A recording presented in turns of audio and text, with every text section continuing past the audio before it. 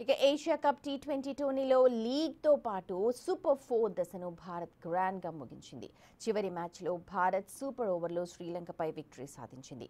Super ఓవర్లో 5 బంతులాడిన లంక 2 పరుగులకే పరిమితం కాగా భారత్ తొలి బంతికే 3 పరుగులు సాధించి గెలిచింది. రేపు జరిగే ఫైనల్స్లో పాకిస్తాన్తో భారత్ టైటిల్ కోసం తలపడనుంది. అయితే అంతకుముందు టాస్ ఓడి ముందుగా బ్యాటింగ్కు దిగిన భారత్ 20 ఓవర్లలో 5 వికెట్ల నష్టానికి 202 పరుగులు చేసింది. అభిషేక్ శర్మ 31 బంతుల్లో 61 పరుగులతో మరోసారి మెరుపు ఇన్నింగ్స్ ఆడాడు. టోర్నీలో వరుసగా 3వ అర్ధ సెంచరీ నమోదు చేసిన అభిషేక్ ఈసారి గత మ్యాచ్ల కంటే వేగంగా 22 బంతుల్లోనే ఆ మార్క్ని అందుకున్నాడు.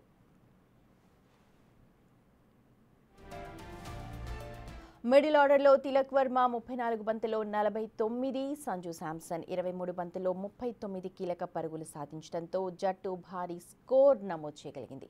వీరిద్దరూ 4వ వికెట్కు 42 బంతుల్లో 66 పరుగులు జోడించారు. ఆ తర్వాత శ్రీలంక 20 ఓవర్లలో 5 వికెట్లకు 202 పరుగులు సాధించింది. పతుమ్ నిసాంక్ 58 బంతుల్లో 107 పరుగుల అద్భుత సెంచరీతో సత్తా చాటాడు. కుశాల్ పెరైరా 32 బంతుల్లో 58 పరుగులతో రాణించాడు.